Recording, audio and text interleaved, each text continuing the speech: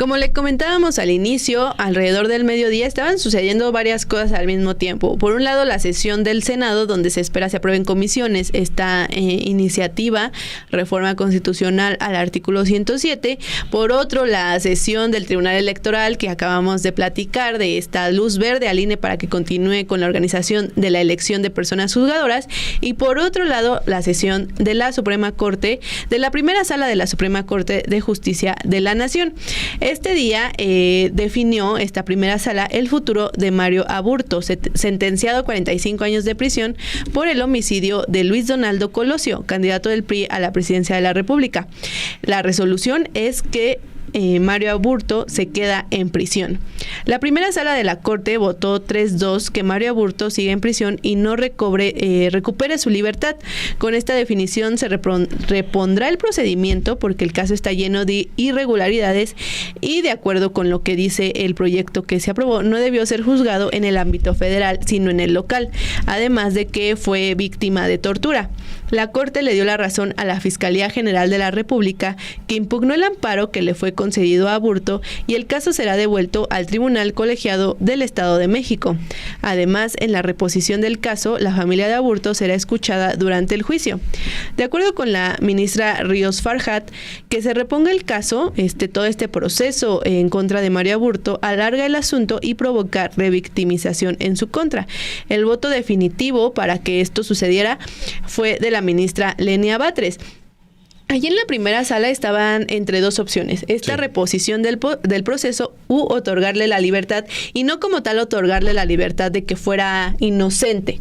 Simplemente era, como fue juzgado en el ámbito federal y no el local, si la primera sala determinaba que debía ser juzgado en el ámbito local, la pena por homicidio era de 30 años, que ya cumplió Mario Aburto, y entonces, como ya los cumplió, eso ocasionaba su libertad inmediata del centro federal en el que se encuentra en Guanajuato. Entonces, bueno, no pasó eso, fue la reposición del proceso. Sí, se va a reponer el proceso.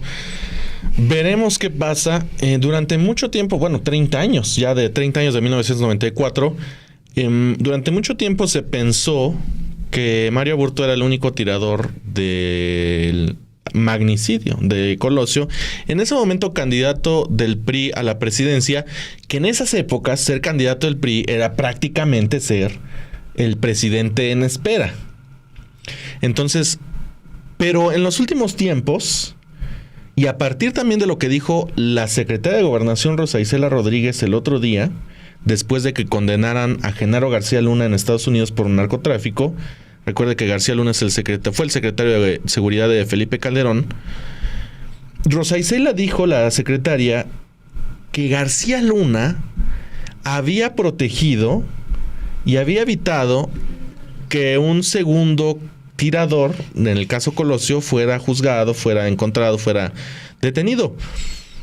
Esa es la postura que tienen desde el gobierno federal sobre esta nueva teoría de que pudo haber otro tirador y que estaría, más aún, que estaría involucrado Genaro García Luna en sus épocas en la policía. Entonces, son 30 años del magnicidio de Colosio y siguen surgiendo teorías, quedan muchas dudas, y ahora la Corte, en la primera sala, se define que debe ser repuesto el caso. Se va a escuchar a la familia de Colosio, van a considerar el tema de Aburto, van a considerar el tema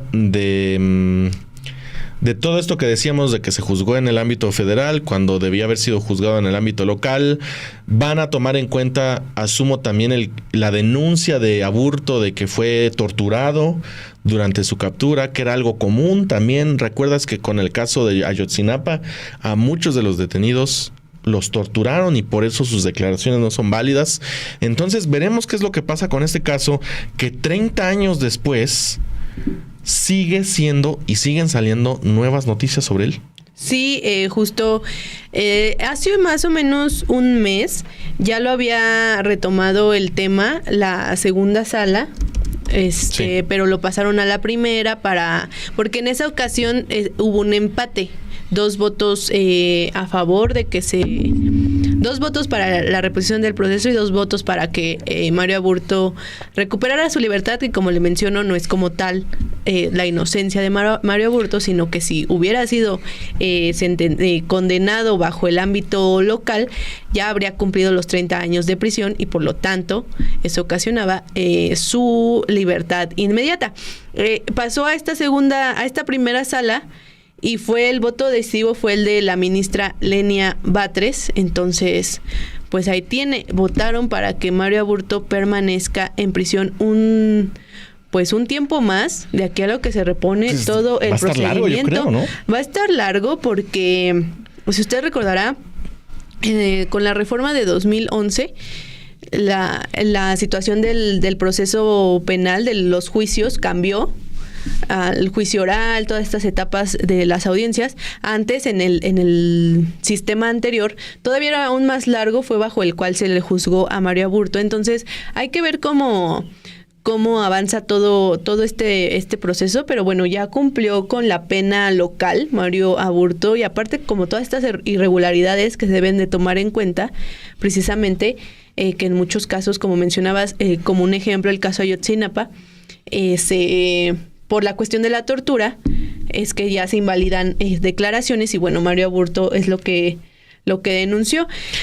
También, y otros casos igual que tienen que ver con el sistema de justicia, por ejemplo, el de Israel Vallarta, que también lleva ya 18 años en prisión, preso sin sentencia. Ese es otro ejemplo como de cómo funciona, cómo infunciona o no funciona el sistema de justicia, que la Corte debería también darle prisa como a ver qué sucede en estos casos. El caso de Israel Vallarta es otro tema muy largo, sí, que también relacionado con García Luna. Con García Luna, es otra vez, sí, el montaje que se hizo con la captura de estos supuestos criminales. En ese momento se acusó a Vallarta de encabezar junto a Florence Cassés la banda de secuestradores. Entonces, pues sí, todo vuelve a los mismos nombres, a los mismos apellidos. Y te quería comentar también, Nancy, ahora que se repone este procedimiento contra Aburto, a ver si no salen pues nuevas cosas, porque efectivamente se habla de un segundo tirador. A lo mejor hay nuevas pruebas que se pueden integrar en el juicio, nuevas declaraciones que pueda haber de gente que 30 años ahora sí quiera hablar o entregar archivos por ahí clasificados en su momento. Vamos a ver qué pasa con la reposición de ese caso.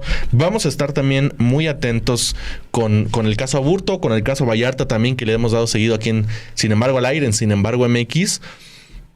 Porque, como dices, son 2 casos pues ejemplares de cómo funciona el Poder Judicial también en distintos niveles y en distintas partes del país.